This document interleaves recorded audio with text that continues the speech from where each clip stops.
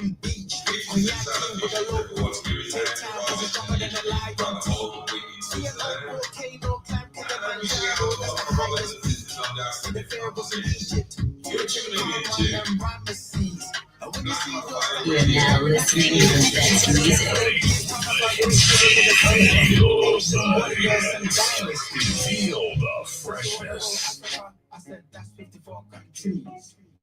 And every place, different caliber, different flavors. Tell me what you need. How far? Hurry up, I'm about to leave.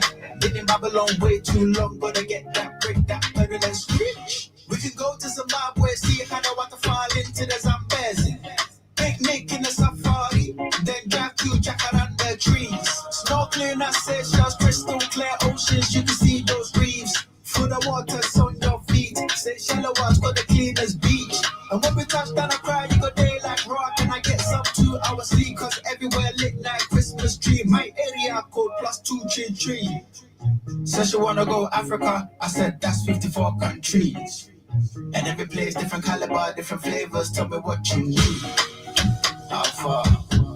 Hurry up, I'm about to leave. Been in Babylon way too long. Gotta get that break, that pedal and screech.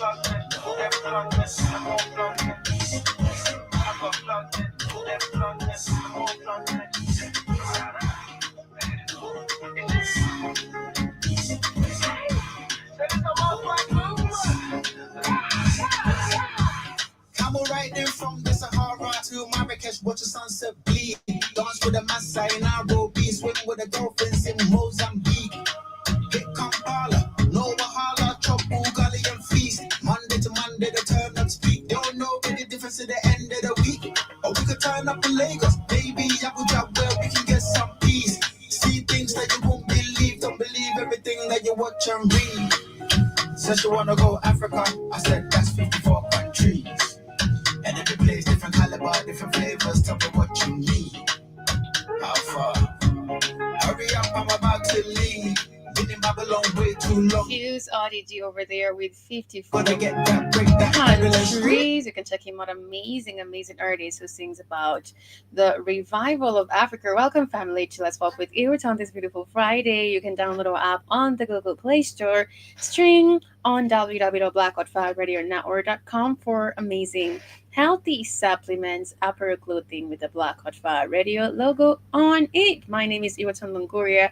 For the ones who are joining us for the first time, remember, we do have amazing supplements on our website. Today's conversation is about what is the next cause, or what are the next causes Africa needs to take, or what next causes Africa needs to take. I've been talking more about this, but I'll definitely delve deeper about how Africa needs to prioritize the inclusive and sustainable development by focusing on economic stability, regional integration, and human capital development to overcome its challenges, and basically take a look at some of the factors that need a little bit of growing, which is to manage debt, promote regional trade, strengthen financial systems, and boost private sector, but basically change a lot of system also in the government. Remember, you are the change you need to see in the world. We'll also take a look at human capital and development and see how we can definitely take a look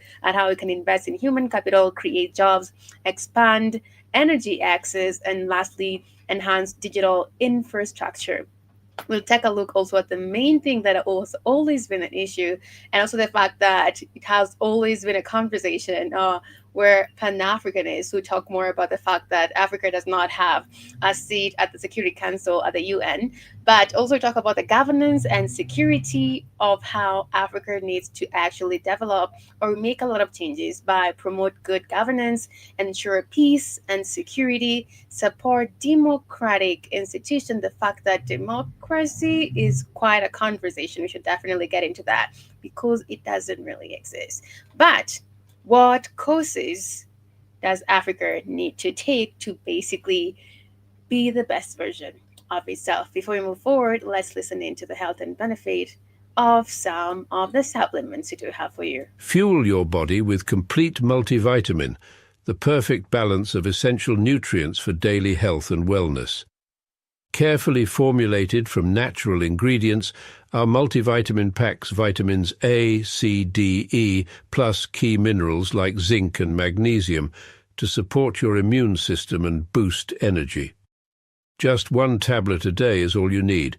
Take it with water and feel the difference as prescribed by your healthcare provider. Stay active, stay strong, stay ready with Complete Multivitamin, your daily dose of vitality. Complete Multivitamin, simple, powerful nutrition. Go get this product at blackhotfirenetwork.com at the Sports and Nutrition store. $2.90. You'll definitely get your amazing supplements. We do have the likes of ashwagandha. We do have the likes of Manuka honey coffee, different categories of the supplements. We also do have the side of the clothing store. We do have beanie hats, dad hats. We do have shorts, flags with the Black Hot Fire Radio logo on it. I hope you had a beautiful week. I hope the week has been very amazing, beautiful, gorgeous. I don't know whatever you're putting the work into, but I hope it's actually worthwhile. But you know what? You can always start over. That's the good thing about life. You can always start again and again and again. So never give up on yourself. But welcome to the conversation about what next courses Africa need to take up. But mostly should definitely focus on every other part. But I always talk more about how the economy of Africa should actually be improved and how we should definitely try to be independent. I saw this amazing, I believe it was a conversation, but the main part of it that they took, I believe it's a president of Africa was not here, or he was a Pan-African that said if you continue to actually import a lot of things that we can produce, Africa will never ever be independent in terms of economy, because we're actually importing a lot of things that we produce as a nation. And Africa can grow its economy, first of all, by improving trading between each other in Africa. That's one thing we should definitely have. And I believe that's why there has been a conversation about opening the borders. Also industrializing to add value to raw materials, investing in infrastructure and human capital, as I said earlier, and leveraging digital and technological innovation. And we do have key strategies, which include regional integration. We'll definitely delve deeper into that. Reducing trade barriers. That one thing about how the borders are closed. Developing regional value chains and promoting good governance to attract investment. So why should Africa prioritize inclusive and sustainable development by focusing on economic stability? And how? By managing debt, implement policies to reduce high debt levels and improve very, very fiscal management. But before that, I'll play a video to give us a depth of what the main conversation is here right away on Let's Pop with Iweriton. But I hope everybody is having a great day. Here's the one and only Joshua Maponga and Pia Lumumba on the same table. White men sit on a table and make an agreement which 54 presidents and leaders cannot undo. What is it that such a small group of united Europeans can take a ruler and cut your continent to pieces? Here we are 63 years later talking about the African Union and Kwame Nkrumah's vision, Kambarage's vision. Kenneth Kaunda's have come and gone, Banda's have come and gone, Mugabe's have come and gone. And what makes it so sad is that during the liberation struggle, Tanzania becomes a home base for all of them. ANC, SWAPO, ZANU-PF, Frelimo, all of them, they were in the same camp. They all were agreeing as comrades, let's go back and liberate our countries. But immediately all of them got back to their countries. They've become enemies of each other. So are we only friends at war and we're enemies at peace? And if we can fail, therefore, as African governments in this deja vu of what we lost, over and above the culture that Chinua Achebe can echo, now we're talking about the loss of even the unity that became the fuel of our own independence. I mean, I can't imagine ZANU-PF, for example, and the ANC looking at the amount of animosity between Zimbabwe and South Africa, particularly in the health sector, and this whole thing of Dudula pulling each other out of hospital lines and pulling out trips from women that are in hospital because they don't have citizenships and all this, without necessarily pontificating or making it a good practice of jumping borders without clearances. But here you have the two political parties who are not opposition parties but ruling parties, who can meet anywhere else for a conference, except we have never heard of a public meeting where ANC and SANU-PF can come together. ANC and Frelimo and SANU-PF and SWAPO can have a conference of, can we revisit, Morogoro? But King, let's trace it. In 1963, in Addis Ababa, the question of undoing Berlin was a live issue. And if you look at the early debates, there are those who said, let us undo the boundaries. And then it was examined, and they argued that if we started undoing the boundaries, there would be great conflict because the neo-colonizer is still with us. The same was revisited in Cairo in 1964, hosted by Gamal Abdel Nasser. And the key voices at that time were Nyerere and Nkrumah. Nkrumah believed that these boundaries were temporary because Africa was going to unite anyway. So his argument was, well, these are only going to be boundaries for purposes of administration. And the doctrine of inviolability of inherited boundaries was then drilled down. Little did he know that these were the things that were going to be gridlock and paddocks that would hold us together. My take on boundaries that are actually in Africa, this little fragmentation of countries that we do have has actually limited Africa to be like the best version of itself. You can actually understand what I'm saying in regards to our economy, the GDP. Look at the security sector of it regarding to the armed forces. But if we had that unity, if we all had even one currency, as we do have a lot of people foreseeing that, we will definitely be unstoppable.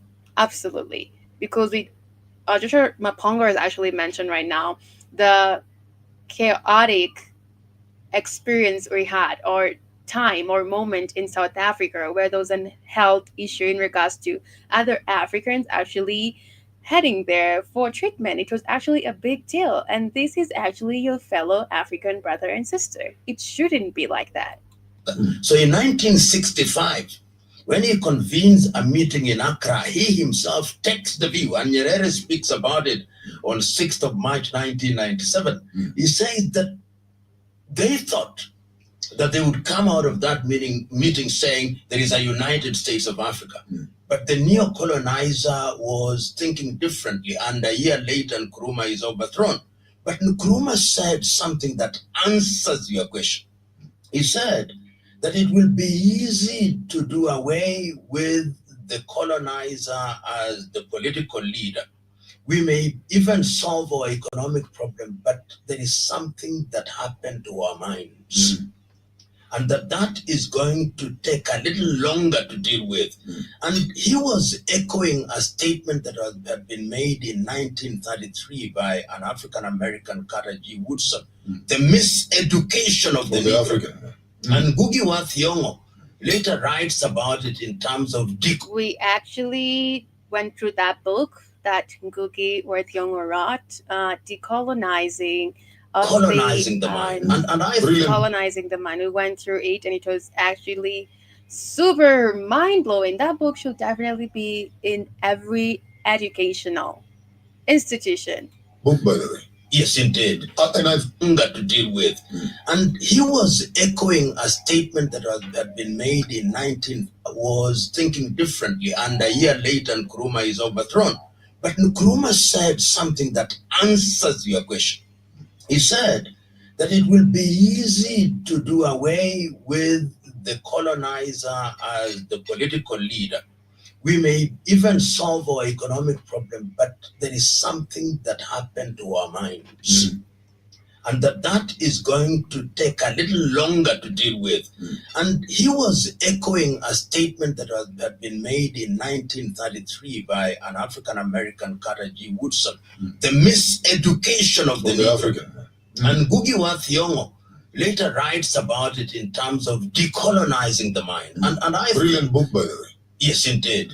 And I think while you're on that, Yes, it should be illegal for anyone who wants to start talking Pan-Africanism, for example, who has not gone through 2 or 3 of those books that you have mentioned. I actually agree with it. If you haven't read Decolonizing of the Mind by Ngugi wa Thiong'o, it actually should definitely be a key factor. How So deep. the African, how you civilized the world. There's one also how the African civilized Europe and how Europe, uncivilized Africa, so to speak. And the Chinua Achebe, great work, Things Fall Apart, and Decolonization of the Mind by Ngugi. And Steve Biko also, I Write What I Like. I think, yes. And I think if you can put a nice little catalog. And under Check Diop. Yes, Under Check Diop. Really, those must be compulsory readings. and To remove, there is also, and there is no harm in that, but there is too much romanticization of Pan-Africanism without looking at the Absolutely. practical Pan-Africanism. obligation, yeah. So I think what those books do is to drill down. There is another one that I would want to put on the list. This is Adekeye Adebayo, Africa After the Cold War, The Curse of Berlin. But for the lighter readers, of Yes. course, the economic hitman. Yes. Then you begin Yes. to begin to peep through. But I wanted to compare Yes. very, Yeah. very, very, in a dialogue, the dialogue between the Berlin Convention, its history. They've actually mentioned about the economic hitman, which actually brings us to how we can actually delve deeper on how the causes, on how Africa can grow and basically become independent before we actually move forward with the video. We did have one factor that I mentioned earlier, economic stability and growth, and this came to a factor, a clause on how to manage debt. And they say to implement policies to reduce high debt levels and improve fiscal management. And as we're talking about this, we actually do need conscious leaders who will definitely be super intentional about this. Promote regional trade. This talks more about opening the borders and allowing inter-trade to actually come along within Africa. Foster inter-African trade to build a stronger, more integrated continental economy. Ghana did that, and it's amazing how their economy is growing. We do have how to strengthen financial system and develop reliable banking systems and legal and accounting frameworks to support growth and investment, as we're actually talking about how we can actually educate also the youth on how to be financially free and have little campaigns on how they can actually do that and learn more about that. Can you imagine every entrepreneur? Because I believe right now in this generation, we have more entrepreneurs. Maybe they may have the idea and maybe they're not really good at finances. Why not have little workshops on how to actually teach them on financial stability? Boost private sector. Create a stable macroeconomic environment that encourages the private sector to thrive. We'll definitely come back and talk more about human capital and development as we continue with the video. What I think was lacking even in those conferences was the African identity, Ubuntu, whatever you might want to call it, as a central place of meeting, so that in our fragmentation we don't lose each other's faces.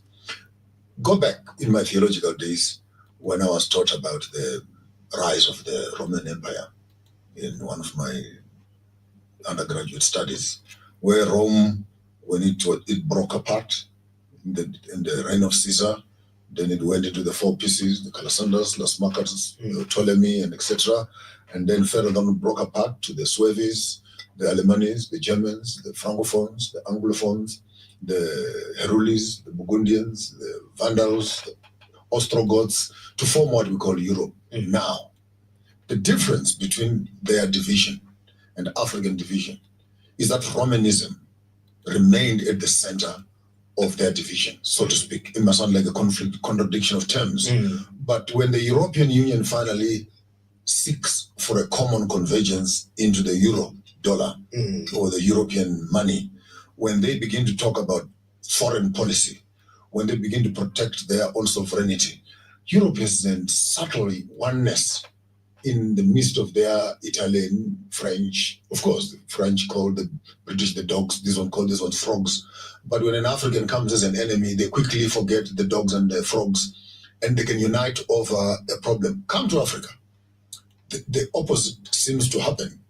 We don't seem to think that what happened in the 52 states in America, what happened in the states in Europe, what happened in the villages and the tribes of Asia, the villages and tribes of China, could become a possibility. You walk through social media, you actually have propagators. Every time you put something positive about the unity of Africa, I bet you 2/3 of the comments are those that are telling you that it can't happen.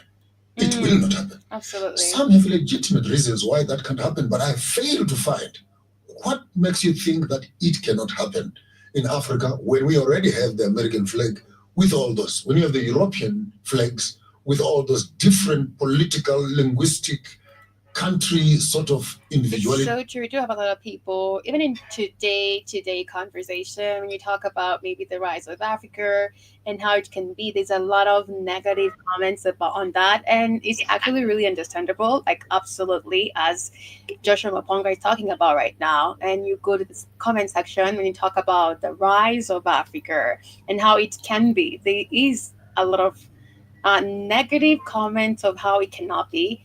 And I believe these are people who are actually super, they're so realistic in regards to the governments we do have right now. It actually makes sense. But also when you actually have a conversation about how these leaders can actually be scraped off this position.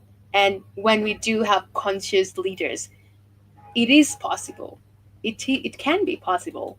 But they could fight. Who can actually say no to the ones who are actually, controlling Africa.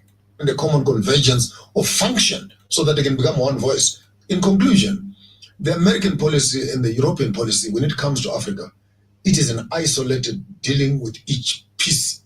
It's not a holistic policy. So when you find the American policy on Guinea-Bissau and the American policy on Zimbabwe or the American policy on South Africa, I bet you think that you're reading 3, 4, 5 different pieces of paper. Because the Djibouti one has their interest in terms of looking after this part of the territory. The Zimbabwean one could have a variation. So in them dealing with us as individuals, we have lost the homogeneous focus of dealing with American policy, particularly when it comes to African, because it is not one shoe fits all. And therefore we needed to look at the Berlin Conference and its impact post the propagators of it in the hands of the neo-colonizers who now come into office to implement, manage, and drive the same process which was oppressing them, vis-a-vis the breakages of Europe, helping them to come up with their division and creating a mega economic structure through which they can continuously push the agenda. But I want us to move to a lot more contemporary, and I want to lay a basis for it. You see, the neo-colonizer in his diabolical machinations was very clever. All of them. The British had created long ago something called the Commonwealth. Which is common poverty. Which is headquartered in London. They even tell you that your ambassadors are no longer ambassadors, they are high commissioners. The French have also created their La Francophonie, headquartered in Paris. And they tell you, of course, you are Francophone, the others are Anglophone. The weak Portuguese, without as much gusto after the Carnation Revolution in 1974, I'm not saying as much, but there is something called the Organization of Portuguese-Speaking Countries, and you belong to it. And of course, the Belgians, in their own way, have also created something that makes the Congolese true north to be Brussels. So we all look to Lisbon, Portugal, we look to London. Paris, we look to London, and we are happy to be called Lusophone, Anglophone, Francophone. And in that way, our elite Yeah. are then geared towards seeking approval and even defining your policy on the basis of the neo-colonizer. And that, I think, is something that has continued to date. So that when the Americans come into the fray, and remember, the Americans were not your classical colonizers, particularly as regards the continent of Africa.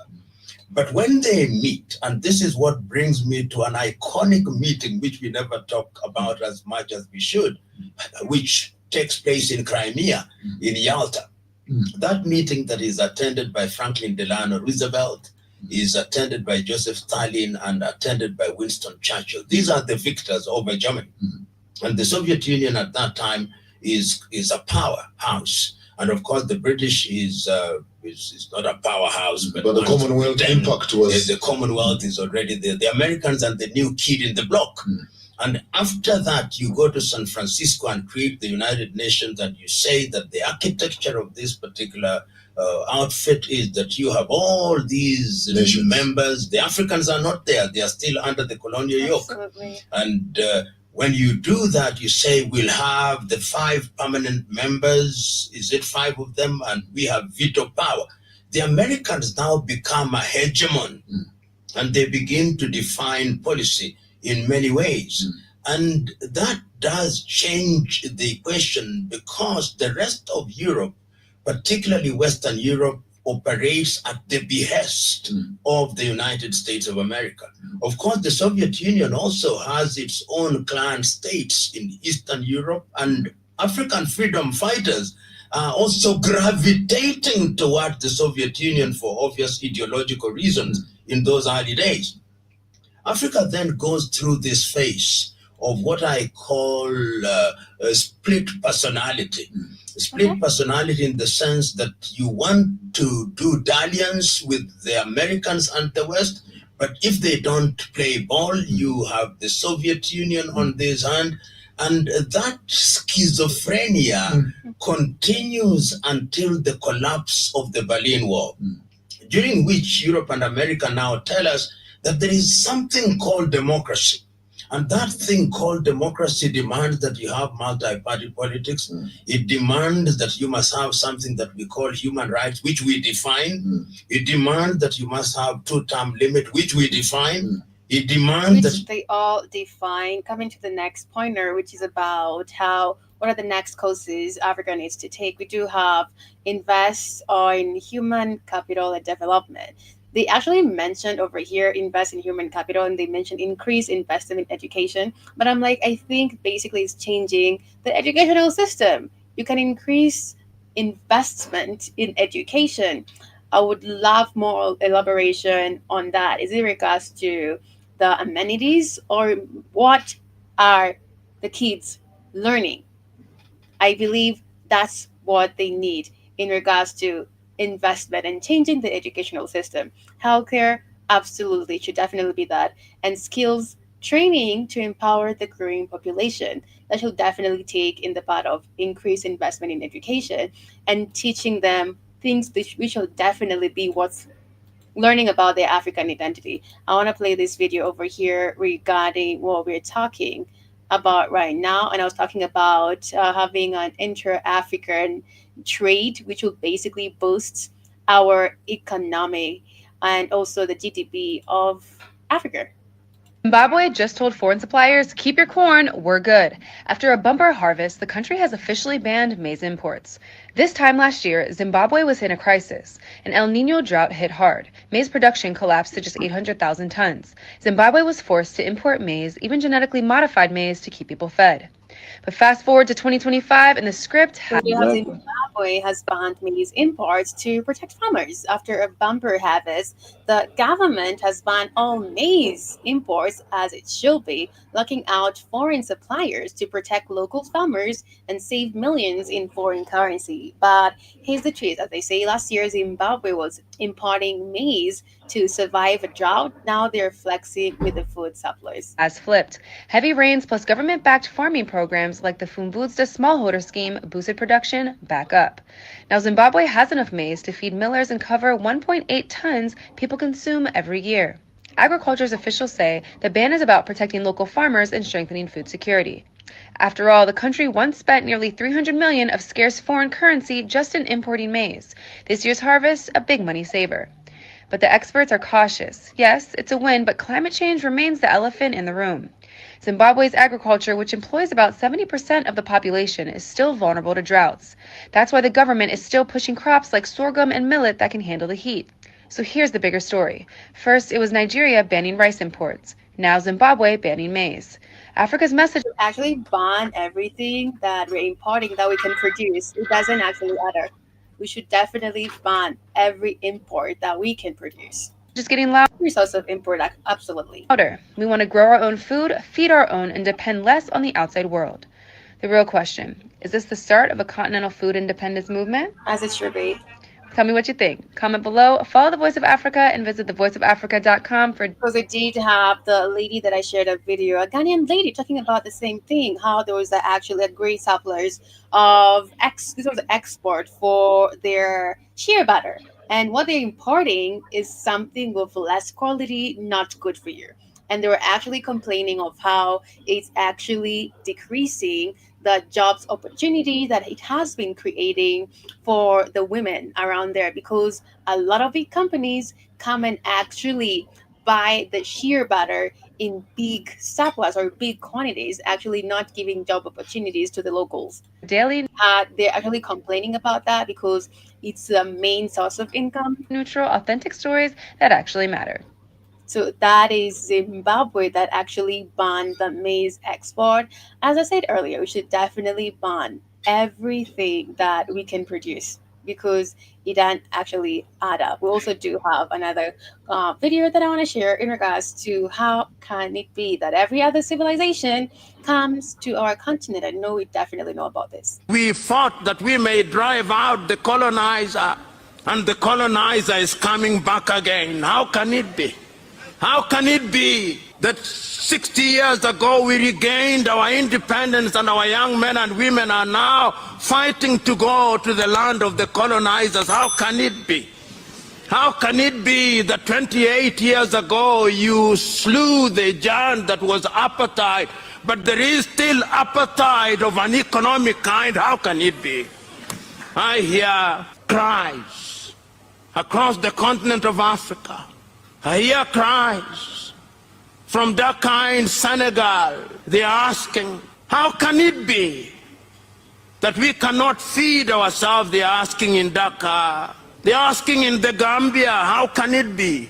The same question is asked in Sierra Leone, in Burkina Faso, in Mali, in Benin, in the Democratic Republic of Congo, in Sudan, in South Sudan, in Somalia, in Mozambique, in Botswana. They know why you can't feed yourself. Because white people control the continent. That's why. And you serve, and your leaders serve white people. That's why. Why you can't feed yourself? Because you sit on 60%, 65% of the world's arable land, so it doesn't make any sense. Africa can feed the world. Shit, Kenya alone can feed the world. Nigeria alone can feed the world. Ghana alone can feed the world. Congo alone can feed the whole world. So no one should be starving ever in Africa until you had white people show up. Guess what? There was never any famines ever in Africa. Ever. There was no starvation in Africa. Go back and learn African history. There was no starvation or people starving in Africa. Got all the land, all the best land in the world. So what happened?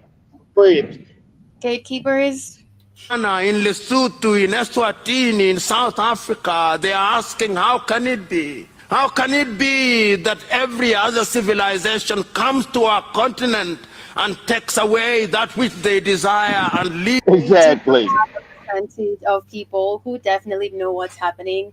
And then on the other hand, we do have a large percentage of people who are not yet woke to the reality of what's really happening. Us in deprivation, they ask. How can the world order be of such a nature that the French can come here and do what they will and go away without consequence? How can the British come here and do what they will and leave without consequence? How is it that the Americans can come here and do what they will and leave without consequence? Because you worship them with your goofy religions. That's the consequence. That's why you worship them. That's why. Turks come here, how can the Arabs come here, do what they will and leave without consequence? Are they asking why? How can the Chinese come here and they do what they will and leave without consequence? How is it that the world order is arranged that when we of the African continent appear in world bodies, whether it's the WHO, we have no vaccines when we are sick. When we appear at the United Nations, we can vote all we want, but a single European country can veto all our votes and neutralize us, giving meaning to the unfortunate situation that we are indeed lesser human beings. How can it be that when they meet as G7 and decide for us, we are not there unless we are invited for a photo opportunity?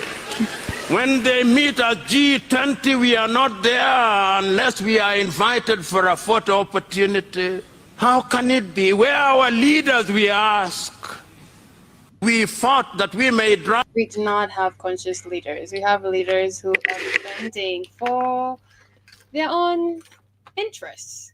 That's the other big problem. We don't have leaders who are conscious. We don't have leaders who are thinking about you and me. Your economies must change, and the IMF and World Bank are telling you what to do. We have the WTO rule, and if you behave in a manner that we don't bring accept, you to the table. then we sanction you. Yeah. We no longer are going That's to what's trade happening. with you. That's what they do. And it's like they have the power to do that, and Africa belongs to you. And Africa finds herself in that space with the consequence that when the structural adjustment systems, the structural adjustment programs fail lamentably, they fail lamentably. We now find our economies are not growing. So we have two organizations that are telling us what to do. Moody tells us how moody our currencies are, and McKinsey tells us how badly our economies are failing. And of course, the World Bank and the IMF are there to give us the occasional dole. Now, that is where we are, with the consequence now that we are being summoned periodically to go to this or that capital. And if you look beneath that, Walter Rodney remains so very relevant, so that the title can only change if you tweak it a little, not how Europe underdeveloped Africa, but how Europe is continuing to underdevelop Africa. And on that, I would like to reflect this concept of forming up of the United Nations, but without meaningfully involving other nations. But it's still called the nations anyway. And if you look at through the liberation movements, one of the epitome achievements was to have your government represented on the United Nations. There was some aura around, we are now also aligning. And I think the African thought that by aligning themselves with the colonial system will become sympathetic towards their pain, only to end up walking into the trap where the WTO, IMF, World Bank will then give you loans, which have unreasonable interests in some certain cases, even when they knew that you have no capacity to pay. That's not true. That's not true. That's not true. That's not true. That's not true. That's not true. Wait a minute. That's not true. Currency. Wait, pause that. Pause that. Pause that. That's not true. That's not true. The African leaders that they put in were morons. They were childlike, and the Europeans knew they were childlike. That's why they put them in there. So Africans didn't think anything, because Africans was never The Africans were never consulted. They put children in positions of power and allowed them to dictate whatever the colonial powers wanted. So it wasn't like the Africans had a choice. They put morons in there. It's been 65 years of morons on purpose. So no, Africans didn't think anything. They put people like with childlike minds in there. So that's what happened. Whew, so go ahead. I want to share this video of what really happens, as we do have leaders who are actually in this position or fill these gaps for their own interests. I'm going to take a look at Botswana and the new president of Botswana. I'm sorry, but The president who was sworn in.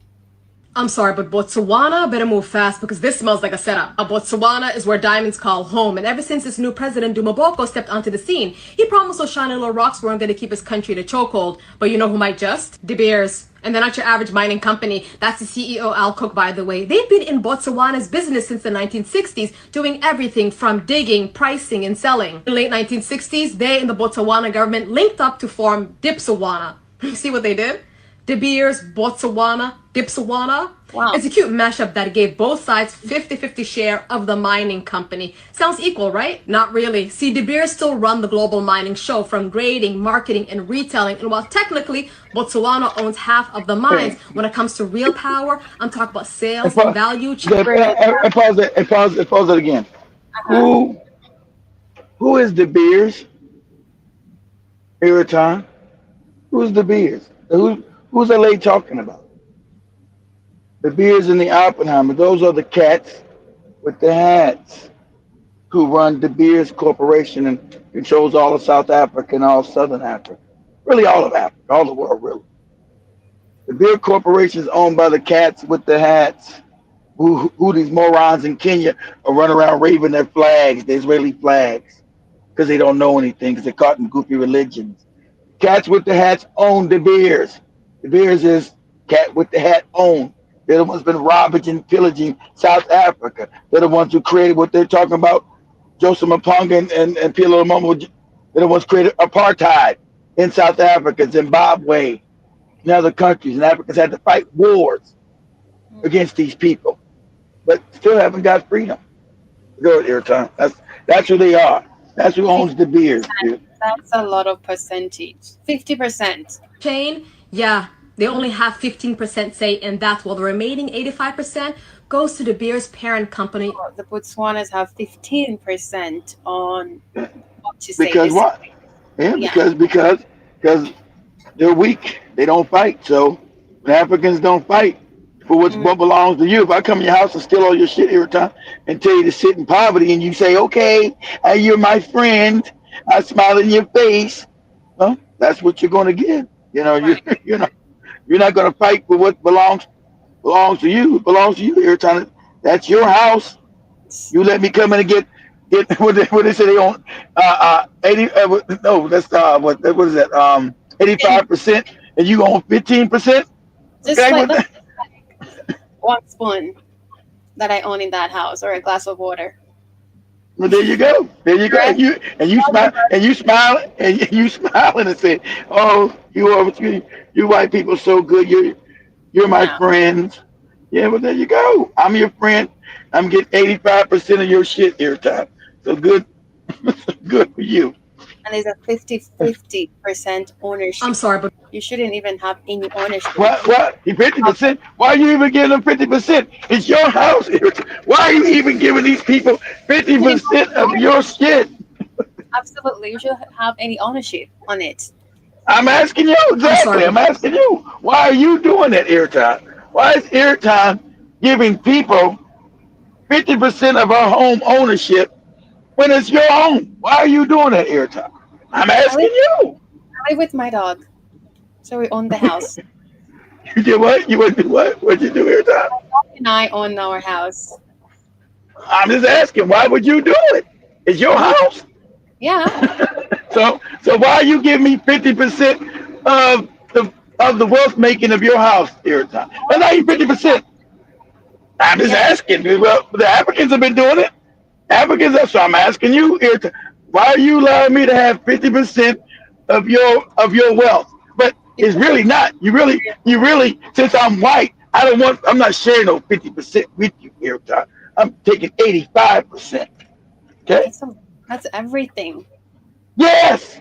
No, I'm leaving you 15% for you and your goofy people to be impoverished. Why do you think Africa's poor? It's not a coincidence. You see, you're wealthy, your house is wealthy every time, but I'm coming to steal it all and give you 15%.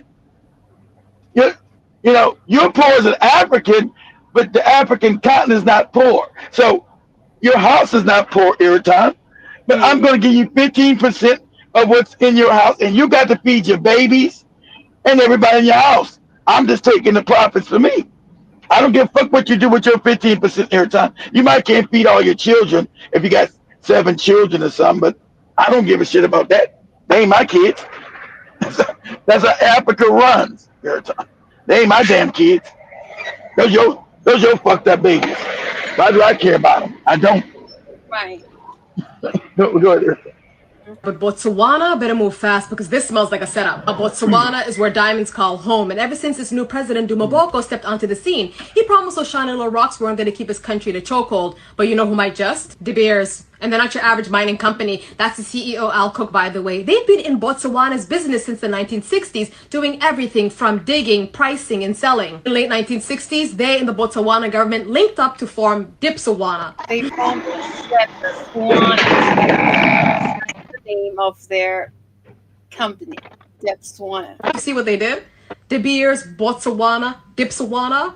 It's a cute mashup that gave both sides 50-50 share of the mining company. Sounds equal, right? Not really. See, De Beers still run the global mining show from grading, marketing, and retailing. And while technically Botswana owns half of the mines, when it comes to real power, I'm talking about sales and value chain. Yeah, they only have 15% say in that, while the remaining 85% goes to De Beers' parent company, Anglo A, that British giant. Apparently, they're cashing in the real checks. But see, we got a problem now. Anglo A wants to sell De Beers off. That's the CEO of Anglo A, Duncan, by the way. And they want it to be a clean exit with no political drama. They're saying diamond demands is dropping, lab-grown diamonds are coming in hot, and this is my favorite. They want to focus on copper and critical minerals, which to me, it sounds like the diamond wells are drying out and they're looking for an exit strategy to sell off that 85%. Botswana said, perfect, we'll take De Beers off your hands since we've been working towards full control of our He said yes, man. Yes to everything. national assets. But Anglo, who was moments ago preaching that this isn't about politics, is now floating a $4.9 billion price tag and whispering in high places that Botswana can't afford the remaining share. Not just that, they're allegedly shopping around to their elite friends like the Indian diamond firm, Remaining share which they technically own. Qatari investment fund to see who's interested in buying De Beers, and if that doesn't cut it, They own the land, they own everything you actually have. Absolutely. they'll But with the kind of leader who's actually saying yes to everything, it's very sad. IPO it. But it's interesting. Botswana's mines is De Beers' money maker, but Botswana can't afford De Beers. How does that even make sense? Anyways, Botswana's mining minister, Bokolo Kanawendo, is saying that nobody can move the needle without Botswana being involved. But if I can add to that, they better move quickly before they sell off De Beers to someone they're not going to like at their table. I'm sorry, but Botswana better move fast because That's what's happening with Botswana. They own 15% in regards to sales, and they have a 50-50 share with De Beers. 50-50 share. They shouldn't have any kind of share. Before we move forward to the conversation, I want to share another video over here right away. So we got a showdown going on right in front of our eyes, and neither country wants to bend the knee. No surprise that the U.S. is pushing African countries to accept deportees, and after Marco Deporto's successful attempt in getting South Sudan to accept 8 of its deportees, mind you, from Cuba, Mexico, Vietnam, there's a new target. The U.S. apparently just slashed visa rules on Nigeria, Ghana, Ethiopia, and Cameroon, downgrading those 5 years multiple entry visas to 3-month single entry pass, and their excuse was reciprocity is the name of the game. But Nigeria's government spoke out and said, reciprocity where? You still get 5 years on our end, so what you really mad about? Even the foreign minister of Nigeria, Yusuf Dakar, spoke out, pointing out that this can't be about reciprocity because we both have the same visa policies, and this can't be because we're getting cozier with BRICS, because if that was the case, BRIC members are the same as the G20 members, so where's the energy for those guys Absolutely. too? This is looking like you're trying to strong-arm Nigeria into accepting deportees like we did with South Sudan, but this is not Juba, this is Abuja, and I quote him in a recent interview. He referenced an American hip-hop group, Public Enemy, saying, Flavor Flav has problems of his own. I can't do nothing for you. Basically saying, We got 230 million Nigerians to focus on. We don't got any agencies to accept. Get this. And what did is it Nigerian or Africa did, because the U.S. tried to deport non-African migrants to Africa, but also Africa pushed back. Allegedly 300 questionable Venezuelans. Nigeria has a point. Listen, We have Nigerians, Ghana, Ethiopia, and Cameroonians refuse to take in deportees held in the U.S. prisons. Africa wants to be a dumping ground. I remember that, and we did have the president of the USA actually deporting non-African migrants to other African countries. And we did have Nigeria, Ghana, Ethiopia, and Cameroon said no, they're not taking in deportees held in U.S. prison, and they said Africa wouldn't be a dumping ground. and there's one thing to be accepting your citizens back, but others, come on, like how Cameroon, Ghana, and Ethiopia are quietly in the corner, acting as if their name wasn't brought up too. If this is true, where is Venezuela and all of this? What? Nobody has President Maduro's phone number? We're not contacting that peaceful sovereign country? But also, you did have Sudanese or Sudan, sorry, that accepted 8 men from Cuba, Vietnam, Sudan, and more, and some basically stranded in the U.S. custody in Djibouti. So we got a showdown going on right in front of our eyes, and neither country wants to bend the knee. No surprise that the U.S. is pushing African countries to accept deportees, and after Marco Deporto's successful attempt in getting South Sudan to accept 8 of its deportees, mind you, from Cuba, Mexico, Vietnam, there's a new target. The U.S. apparently just slashed visa rules on Nigeria, Ghana, Ethiopia, and Cameroon, downgrading those 5 years multiple entry visas to 3-month single entry pass, and their excuse was reciprocity is the name of the game. But Nigeria, Some other African countries are actually doing tit for tat in regards to, let's talk about visa free or no visa entry. We've seen a lot of African countries doing that, and the major country that is actually doing that right now is Burkina Faso. Very, very putting their feet on the ground. And the export of your raw material escalates to figures that you can understand. So it's almost like you devalue a country in terms of their currency. Then you can take anything that you want from that country for almost next to nothing. Having looked at that ideology as it plays itself into the African political space, I doubt if our modern politician, a taxi driver, a teacher, or a wannabe businessman who makes their way into politics, either as a minister or as a president, really have the in-depth understanding of the machinery, the democratic or democracy machinery, the financial monster managing machinery, the cyber now in our generation, the surveillances, the invasions of Israeli military intelligence and CIAs into economies, the movement of prisoners, criminals into the space, the pharmaceutical knowledge, vaccination, the MNR, the COVID, the complexity of this political monster, which you want to sit in your office and say, I am the legitimate. You don't understand it. Of this country. And I watch sometimes with disdain, anger, almost with revulsion. When our presidents walk into these countries where they are summoned, you arrive there on Wednesday evening, you are signing papers on Thursday morning. And I wonder if they've really applied their minds to the signing of these papers as to what does it entail. That we can be producing so much steel to date, yet we can't produce a car.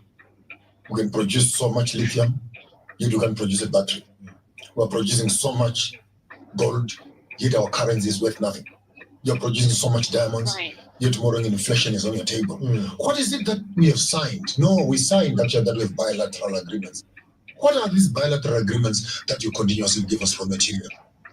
And we'll produce the final product and we'll send it back to you. Somebody once said that we are playing rugby under the rules of football. There you go. And we are making fouls every minute. And I think that is the tragedy. And that brings us to one of the things that you mentioned now. We had the First World War, we had the Second World War, and there is something that I call a creeping Third World War. And that makes me segue into what is happening currently. Take us to Russia. implemented Take us to Russia and American conversation. the collapse of the Soviet Union and As we're actually coming to the end of the show, in the main conversation is about what net courses Africa needs to take, and we're basically focusing more about the economic side. We talked about Zimbabwe and the fact that if we keep importing a lot of products that we can produce, will always basically remain impoverished. We need leaders, and the fact that we understand right now the leaders we do have are literally chosen for us, leaders who can fit in the caliber of actually being a yes man, and yes to everything without any kind of contradiction or aggressiveness or thinking about it. No, you gotta say yes. And I believe we do have Joshua Conker and Lumumba actually talking more about that. What are these papers that they signed? It's because they've already agreed to it at the fact that they were actually chosen for their own good. They fit the caliber so well. But also the next cause, as we're actually winding up right now, is about promote good governance. I was talking about that right now. Because we do need conscious leaders so much. That's one thing. And everybody's actually knowing right now, or they know about the leaders and how they're chosen. But do we have a lot or another percentage of individuals who actually believe that we've been choosing the leaders that we've been having? We actually do have a group of individuals like that. And how can we actually scrape that system off? And what still might be a little bit hard, but it's possible. It is possible. Before I wind up, I want to share the last video of what I'm talking about. Gold refinery with Russian backing. The refinery, backed by Russian state-linked Rosgeo, will process up to 200 tons of gold annually, nearly 4. Just a moment. Mali's making a bold move to control its own gold. After a bitter standoff with This is what we need to do: control our own minerals and resources. Canadian giant Barrick Gold, the country is now building West Africa's largest gold refinery with Russian backing. The refinery, backed by Russian state-linked Rosgeo, will process up to 200 tons of gold annually, nearly 4 times Mali's current output. The message is clear: stop exporting raw gold to Switzerland and Dubai and keep the profits at home. This deal promises more local jobs, more value retained, and less reliance on foreign markets. But there's a catch. Russia is funding the project, providing the technology and embedding itself deeper into Mali's mining and military sectors. Critics say Mali may be swapping Canadian control for Kremlin influence. This gold revolution didn't come out of nowhere. It began when Mali accused Barrick of underreporting production and refusing to comply with new laws that would boost state ownership from 20% to 35%. Mali responded by seizing control of Loulo-Gounkoto, one of Barrick's top producing mines. Barrick denies the charges and is now locked in a legal battle with Malian courts and World Bank arbitration while the mine sits in limbo, draining cash. But this isn't just about one mine. It's about African nations pushing back against Western extractive dominance and Russia stepping in to help them do it. So is this a new gold standard or African sovereignty? Or just a shinier kind of dependency?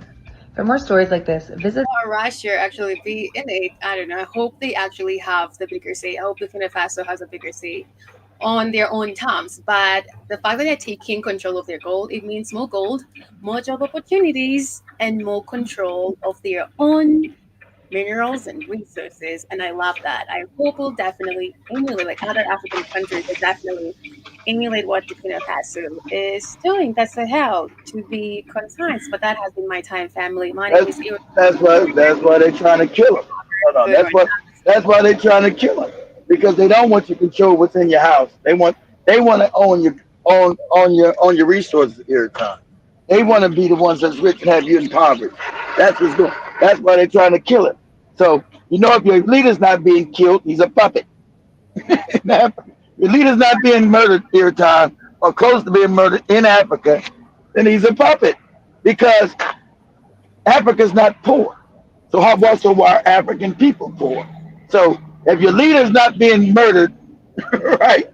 He's not trying to, or facing constant assassination every time. That means he's a puppet, a sellout, and all the money is going to the cats with the hats and the other white people. That's what that means. Because Africa's not poor. It is So not poor. No, so that's why white people can come have ballet studios and own land Right. because German that was how because that call you Big E. What's going on with you, Big E? Say happy birthday. yeah, you should have said that. But thank you, family. That has been my time. The conversation was about what next causes Africa You needs you to take, you ain't gonna tell them at least thank you for acknowledging. but not thank you. But we talked about how Africa needs to prioritize inclusive and sustainable development by focusing on economic stability. Africa needs to prioritize inclusive and sustainable development by focusing on economic stability by actually controlling our own minerals and resources. But have a beautiful weekend. keep Remember, the keep the camera open for me every time. Don't close them. I'm gonna talk to Joby. Joby there? I'm not yet done with my show. I'm saying when you're done, don't click off the stream yard. All right. Thank you guys. Have a good one. Your last team, Mr. Newsom. No, that's it. That's it. Okay. You're listening to Happy Born Day Pictures. Thank you so much. I hope you ordered your picture though or on the website. But thank you so much, Jerome Mosquito. I appreciate that. Have a beautiful weekend and thank you for joining me. You're now listening to the best music. Feel the freshness. And I'm reaching out to all of our brothers and sisters on the African continent. You're now listening to the best music. Black Hot Five. Get ready. The hits keep coming. Mm.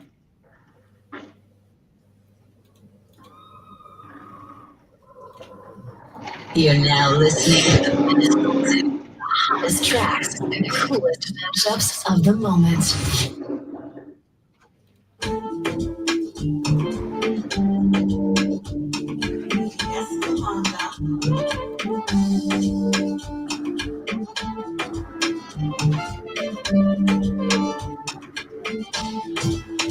I came with the spirit of something younger. I can never be afraid. I came with the energy of chakra.